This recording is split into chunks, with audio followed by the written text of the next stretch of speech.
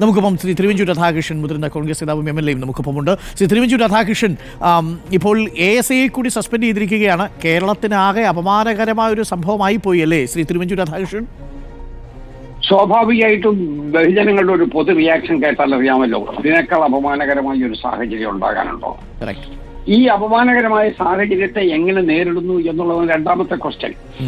അത് ഏതെങ്കിലും പോലീസുകാരുടെ തലയിൽ വെച്ചതിന് ശേഷം ബാക്കിയുള്ള ആളുകളെല്ലാം മാറുകയാണോ?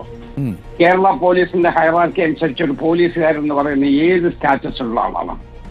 അപ്പൊ പോലീസുകാർക്കെതിരെ നടപടിയെടുത്തത് തന്നെ ബഹുജന ശബ്ദം പുറത്തു വന്നതിന് ശേഷമാണ്. ഈ ബിന്ദു പരസ്യമായി ഈ കാര്യത്തെക്കുറിച്ച് ജനങ്ങളോട് പറഞ്ഞതിന് ശേഷമാണ്. അപ്പോ ജനങ്ങളുടെ അഭിപ്രായം വളരെ വിപുലമായ രൂപത്തിലേക്ക് ഉയർന്നു വന്നു. അപ്പോ എന്തെങ്കിലും ഒരു നടപടി വേണ്ടേ? ആ നടപടിയിലേക്കാണ് പോകുന്നത്. ഇവിടെ ശ്രീമതി ടീച്ചർ വളരെ പരിണിതപ്രജ്ഞയായ ഒരു രാഷ്ട്രീയ നേതാവാണ്, മാത്രമല്ല വനിതാ നേതാവ് കൂടിയാണ്.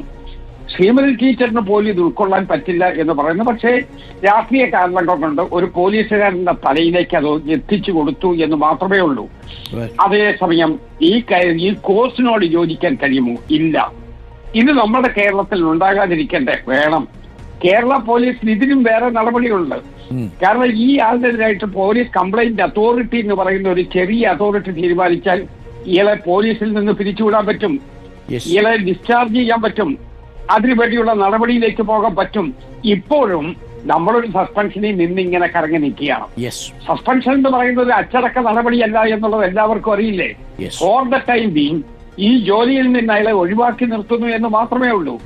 അതേസമയം അയാൾ ഇനി മേലാൽ ഇവിടെ നിൽക്കരുത് എന്ന് പറയുന്നതിന് കാരണം അയാൾക്കെതിരായിട്ടുള്ള ഒരു ശിക്ഷാ നടപടി എന്നതുപോലെ തന്നെ ഇതുപോലുള്ള നടപടികൾ ആവർത്തിച്ചാൽ അതിനെതിരായി ശക്തമായ സമീപനം ഉണ്ടാകുമെന്നുള്ള സന്ദേശമാണ്. ആ സന്ദേശം കൊടുക്കാൻ ഗവൺമെന്റിന് മാത്രമേ കഴിയൂ. ഞാൻ ഒരു പ്രതിപക്ഷ രാഷ്ട്രീയ പാർട്ടിയിൽപ്പെട്ട ആള് എന്നുള്ള നിലയിൽ എനിക്ക് വേണമെങ്കിൽ ഒരു വാദഗതി പറയാൻ പറ്റും. ഇത് വൈക്കേറിയസ് ലൈബിലിറ്റിയാണ്, തലപ്പത്തുള്ള ആളുകൾ ഉത്തരവാദിയല്ലേ എന്നൊക്കെ വേണമെങ്കിൽ രാഷ്ട്രീയമായി ചോദിക്കാൻ പറ്റും. ഞാൻ രാഷ്ട്രീയമായ ചോദ്യത്തെക്കാൾ അപ്പുറത്ത് മാനസികവും മാനുഷികവുമായ ഒരു ചോദ്യമാണ് ഞാൻ ഉയർത്തുന്നത്.